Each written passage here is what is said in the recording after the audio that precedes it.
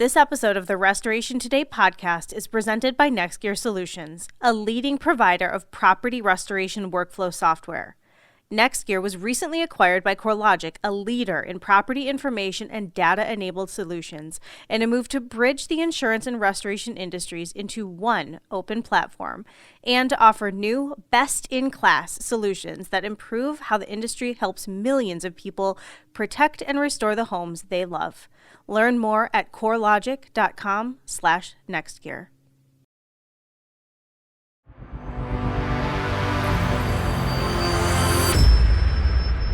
Hello there. Thanks for joining us for another episode of the Restoration Today podcast. Today, we are talking about estimating, getting accurate estimates, getting paid for all the things that you do in a job, getting accurate scopes, all of that. I am joined by Chris Tilkov. He is the president of Aime, or you might know it as Ask Aime, his software platform. So Chris, thank you very much for joining us. I'm excited to have this chat with you. This is always a huge topic, getting paid is, and I know that you guys are really helping people get more accurate scopes and get paid. So tell us a little bit about yourself and your background in the restoration industry. Yeah, for sure. First of all, I like how many times I heard the word accurate in your introduction there too. So that's actually 100% what we're about, is getting it right the first time. But for how we got here and a little bit about myself, I started in this industry at 17 somehow. Didn't know I'd end up spending, I barely meet the cutoff to be a millennial, but for me to stay in the same industry the whole time is not something I necessarily expected at the beginning, but at times have definitely fallen in love with this industry, love what I do now, love many of the stepping stones that along the way to get here. But at that time, I started as a ICRC certified flood tech, carpet cleaner within my first year in there, with a small company, grew from 5 to about $50 million over the time I was there. Really interesting to be a part of them. They were always trying to be the best, not the biggest. And that was really, ended up being a growth strategy too. So things I picked up there were the importance of relationships, long-term, the importance of a good relationship with the adjuster and the carrier over the long term was paramount. And, that really flowed through to everything that we did. Never take advantage on a job just because, you could or anything like that. It was never worth the risk of anything like that from what I saw. So, and with that understanding, I became the manager of compliance and estimating for them. And for a shop that size, we had a team of about 7 estimators full-time running, and those were to assist project managers, a larger team.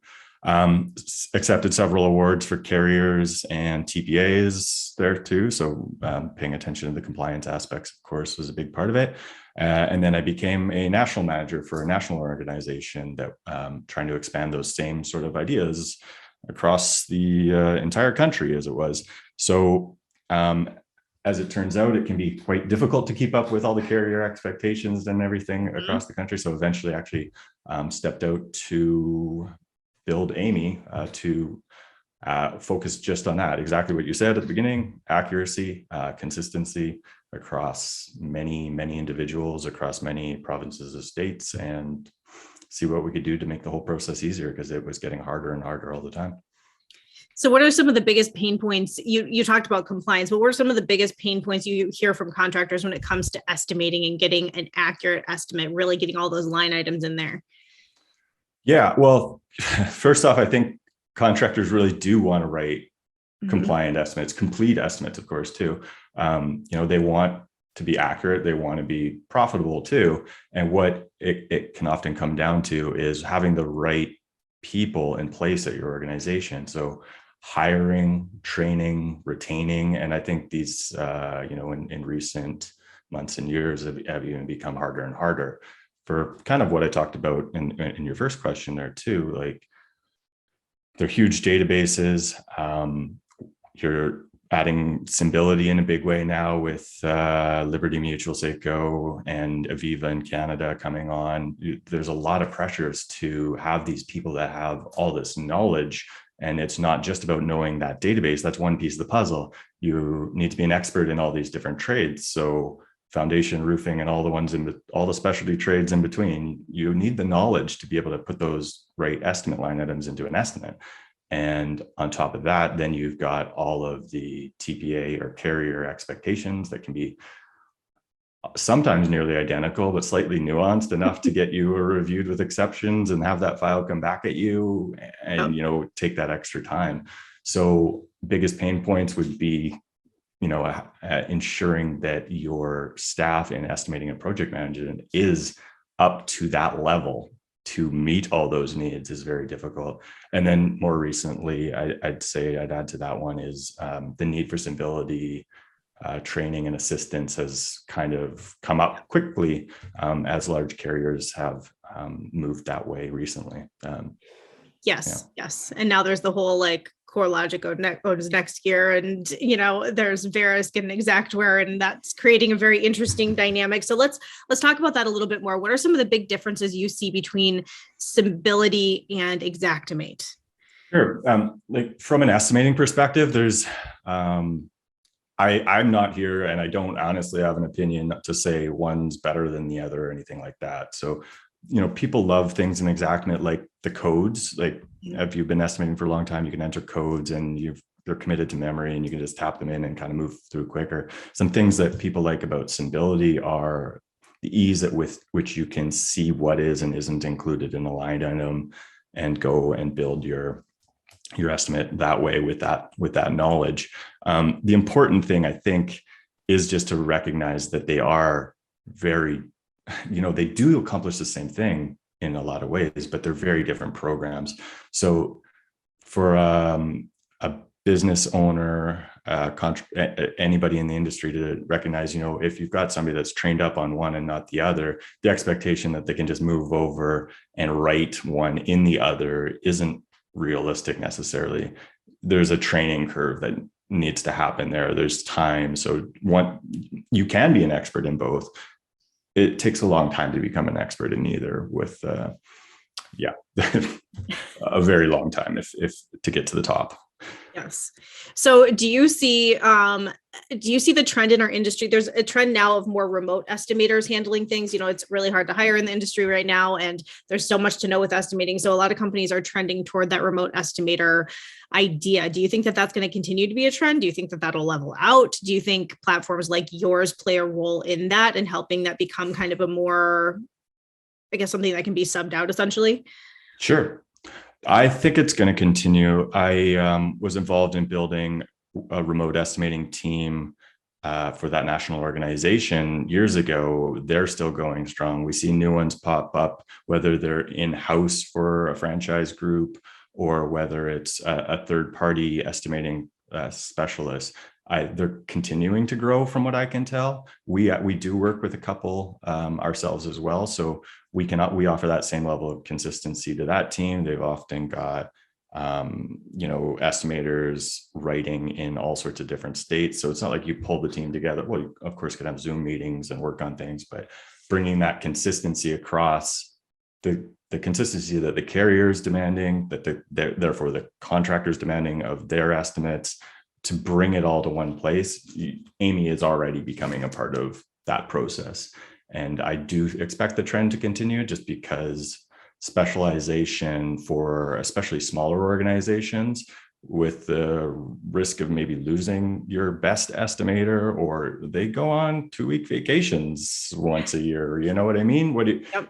You don't want to be, you don't want to have another additional hassle with that. So I'm definitely not advocating for a restoration contractor not having their own in-house team, but you probably should develop maybe a relationship with one of these estimating companies as well that can pick up when that cat rolls through, that you've already know what the processes are, or when that estimator goes on vacation, you've got a backup plan. So I think it could be a balance of systems, and both can and maybe even should exist at once for many restoration contractors. So how do you keep your software current when price lists are always changing and light items are always changing, and then compliance could adjust as well? What is your process for keeping things updated? Yeah. So first off, we do not impact pricing. We look at scope. So what I can add to that actually quickly too, we are working with the RIA even on this one for a pricing feedback section. So what we're able to do is know from that estimate that's submitted, the line items that come across, what are some of the components in there. We're actually able to provide a Google Shop link that geolocates to your area, and you're able to open it up, bring up, drywall 1/2 inch, and you can quickly check to see if the prices are similar. And if they're not, you have the supporting documentation right there, snip it from your screen, whatever it may be, and go back with that pricing feedback when you're able to. So that's what we do, but we're not one of the companies calling you up and saying, what's the pricing in your area or anything like that. What we do have to keep on top of are changes in compliance, changes in industry standards. I think a lot of people know this one. So we've had to change from the last one to this one, and they're still in the process of that as the industry makes the switch. So the really great thing is, and what we encourage a lot of at Aime, is feedback. And within our platform, you can actually see that when you get a response from Aime, we encourage feedback because we want to know if we ever have anything wrong, if there's been a change. So because we work with so many locations, we often are communicating with people who are just like what I used to do, compliance and estimating managers, and they want to ensure that their teams are up to date and getting the right information. And because they utilize and work with Aime so much, if we can get that right, they just know it filters down to their team, gives them the right reminder at the right time, and we go from there. Do you see any common threads in scope of work that's being missed, like a trending thing, like a lot of contractors miss this or this? Yes. Well, more so, I'd say just on the trades that are estimated more infrequently. Like, what people, you could say, like putting your estimate through Aime for a review, sometimes you're not going to make any changes based on our feedback.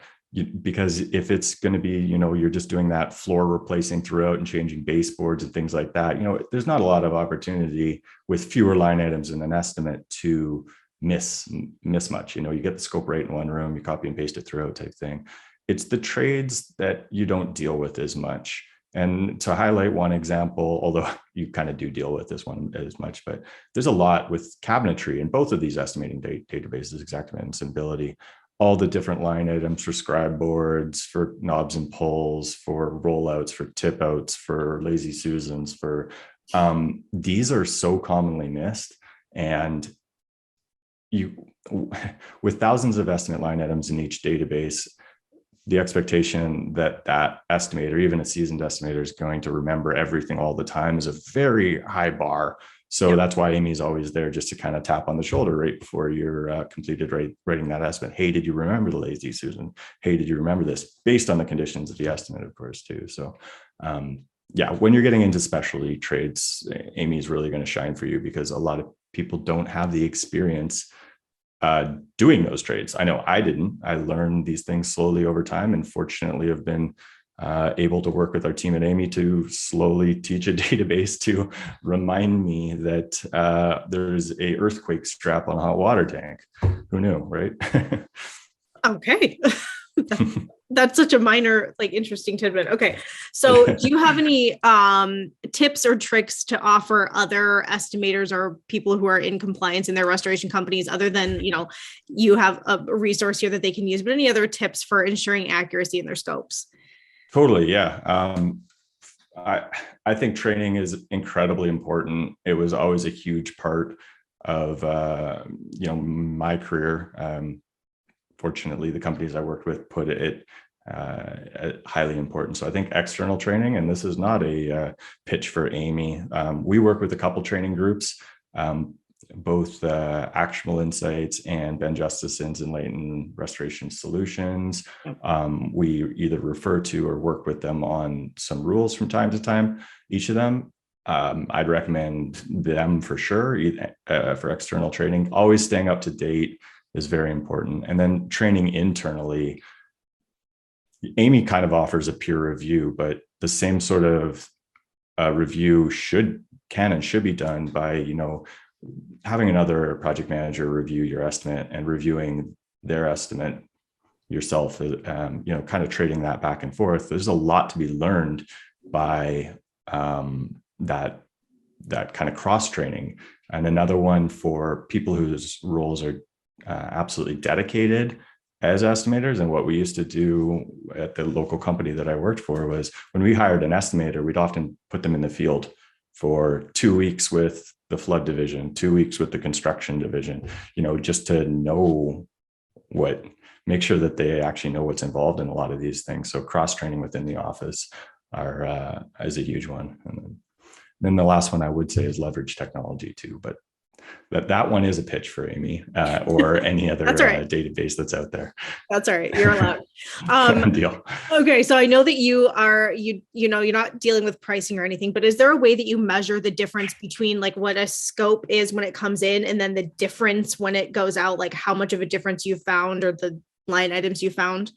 Yeah, sure. And it's one of the most common questions we get asked because we need to be able to prove our value to prospective clients as well. They want to know. So what we've done is we've made it really easy to track that internally yourself. So we scrape off the submitted net claim. And if you want to put in the final net claim after your interactions with Aime, we generate a report, you send it to Excel, and you're answering those questions. And the changes can be, there could be no changes as one scenario, which does happen. You're not going to get a response that you want to implement on every response from our software. There can be estimates that only have compliance changes, which if we help meet the carrier's expectation before it goes to the carrier, I believe that's a win all around. It helps your KPIs, it helps the cycle times, it helps customer satisfaction because the cycle time in that stage is probably lower. Fewer supplements, that's all good news if we're able to identify that up front. And the estimate can go up. And when we talk about the estimate going up, and even the examples we talked about with cabinetry, we're talking about actual work that you're doing on site, completing the scope for real work that real people are doing. Yeah. And when just breaking out that one piece, with the feedback that we get hundreds of people recording that each month. We get thousands of files through our system, but the average ad portion is 3 to 4% that can be found just by completeness of scope in those kind of examples. It's quite a bit when you're talking about running multiple estimates through there a month. That can add up. It is, and it leads to fewer supplements down the road because people pull their estimate back later and are like, oh, well, as it turns out, I can't do the cabinetry for that price, and then your estimate goes up, but the insurer doesn't like supplements and that process and things like that. Let's get the estimate right the first time. Going back to your intro, a word that I did not plant in your head, but love to hear 4 or 5 times was accuracy. And let's get it right the first time. Yeah. All right. So let's talk about the RA a little bit. You're an affinity partner and you've partnered with them for some other things. And, Ben Justison is part of the pricing committee, all of that. So what is some value that you have found in the RA, both maybe when you were on the contractor side and now on the vendor side? Like, why did you choose to be involved in the RA? So from the contractor side, the contractor I worked with was always a part of it. It was an important badge to have for making sure when people go to your website, you want to know that people are doing it right. It's nice to have the IICRC badge up there, things like that too. I wasn't really involved with it at that point in time. The RIA now, seeing what's going on with the AGA, not just pricing, but things like that, I think it is really important. These were some issues that I haven't been working directly with a contractor network for 4 years now. But they're really hitting some of the issues that nobody else was. And I think it is important very much for all parties in this industry to have a voice. And the way that they've been able to advocate, with the right amount of pressure when needed, and kind of throttle that up, and having somebody like Ed Cross, who's not working directly for any one of the contractors out there. I think it was sometimes hard for contractors to have that conversation without feeling like they were going to get a slap on the wrist from wherever that slap would come from. So I think the importance of what the AGA is doing is really what shines with the RIA for me right now. And what our affinity partnership is that we do give $1 back for every estimate review from an RIA member. goes back to support the RIA is how that works as well. Nice. Okay. Yeah. The AGA is doing a lot and Ed works very hard. That whole committee works really hard. So absolutely. More things coming out soon. So, okay, perfect. All right. Anything else you want to add to our conversation? Anything we didn't touch on that we should? We are just signed up with Symbility for Digital Hub Alliance, and we believe we're going to be at beta testing within the next couple of weeks, and we're just at the end of November right now. Not sure when we'll be released or when people will be watching, but before the end of the year, look for a Symbility review to help with those training gaps and everything for Symbility. So we're really excited to announce that. Awesome. All right. Well, thanks, Chris. Thanks for your time. And those who are listening or watching this, there is an article also from Chris with some estimating and scoping tips. So be sure to check that out and be on the lookout for more content from Chris and others on estimating as people learn Symbility and Xactimate and all the things. Chris, thank you very much for your time. I hope you have an awesome day. You too. Thank you so much. For more Restoration Today, visit our website, cnrmagazine.com, or find us wherever you get your favorite podcasts.